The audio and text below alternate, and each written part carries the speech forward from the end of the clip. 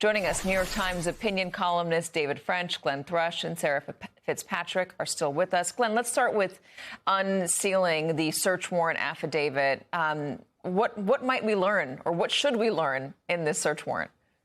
Well, we're going to learn the predicate, what it was that they were able to present in terms of evidence that convinced a pretty well-respected judge to sign off on the search. Now, look, the bar is fairly low, but let me give you a general sense as to one of the more bombshell versions of these affidavits.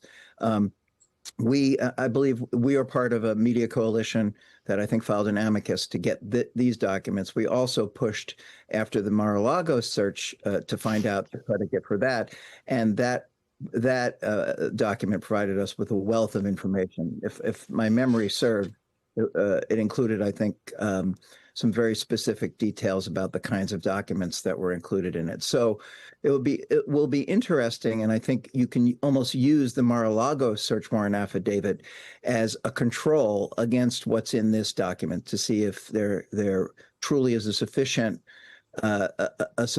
inventory of information to have justified this extraordinary intervention. Yeah, and there's worry that what they're doing there is ultimately going to be pretextual, that they're going to use whatever they find or whatever they believe they're going to find in Georgia in order to cast doubt on the 26 election, maybe the 28 election, and then use that as a justification to do more. And David, you're thinking about what that more could look like. Explain. Yeah, I mean, there's lots of things that more could be. So, for example, you've seen Steve Bannon talk about putting ICE out there around polling places. You've seen Trump talking about nationalizing elections in subsets of America, in blue subsets of America. You've seen Senator Tuberville talk about seizing voting machines.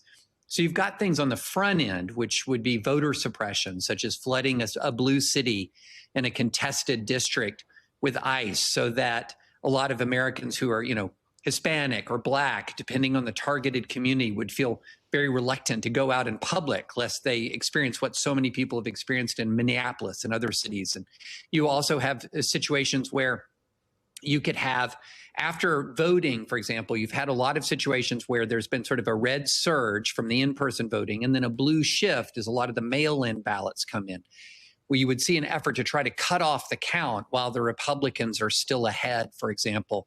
The list of ways to interfere with election is really only limited by your creativity. But what we're seeing is Trump already trying to cast doubt on any outcome that is any outcome that's democratic, already laying the predicate for interference. And I think Trump is more backwards focused. He wants to be vindicated in 2020. I don't think he cares so much about any given member of Congress or the Senate. But MAGA is very focused going forward on holding on to power, on retaining power, because they've been governing as if they're never going to face accountability for what they've done. So it's very much in their interest to try to maintain permanent power or power for the foreseeable future. And as of now, you're seeing a lot of rhetoric that is very concerning about their intentions for the election. Well, when you talk about MAGA, who are you talking about? And are you arguing that they don't want democracy, that they want a revolution through force? They want to seize control and never let it go. Yeah, when I use MAGA very specifically, not as a synonym for Republicans more broadly. I think there's still an awful lot of what you would call normie Republicans. And I use the term normie as a compliment, by the way. What you would call normie Republicans who don't like a lot of this stuff. But when you're talking about the core, you're talking about sort of the Stephen Miller side of the world, the Steve Bannon side of the world, people who are well and truly authoritarian in their outlook. These are individuals who are governing as if the Constitution, Miller is governing as if the Constitution doesn't exist. Bannon is engaging in political activism as if he wants the Constitution to essentially be a dead letter so that they can crush the left, so that they can end immigration. They can engage in mass deportation and dramatically limit immigration coming into the country. So you're seeing a lot of authoritarianism out of MAGA, out of the core element of sort of the hard new right in the United States. And they are not all that committed to the Constitution. They're not all that committed to democracy. They are very, very committed to power. And that is what's so alarming about the midterms. You've got a president obsessed with mythical voter fraud. You have a MAGA coalition that is very committed to gaining and retaining power at any cost, that's inflicting punitive authoritarian measures on the country, that is a recipe for trouble in November, and it should raise an alarm for all of us now. Sarah, on the subject of raising alarms, you write today about the trust between state and local elections offices and officials and the federal government. Explain that aspect of this. So I think this is a really crucial moment in our American history. Up until now, state and local election officials have kind of worked in concert, worked with, they call each other partners with the federal government, with the FBI, with organizations like CISA, in order to make sure that these elections are as safe, as fair, as efficient as possible. And what we saw last week was we obtained a copy of an email that was sent out by the FBI's new election executive. And normally, under any other circumstance, including the first Trump administration, this would have been a very kind of normal email. Let's have a Zoom call, let's chat.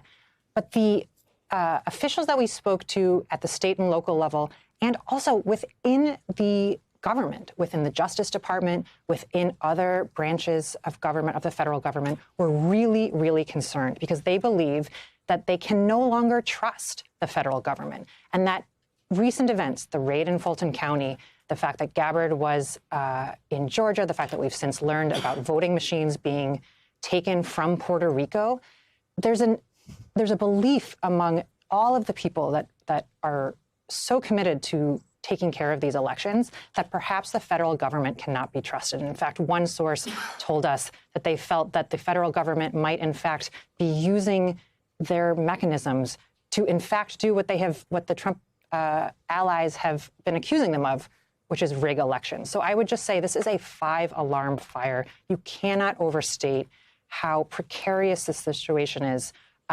for all of anyone who cares deeply about making sure that Americans feel confident in going to the polls.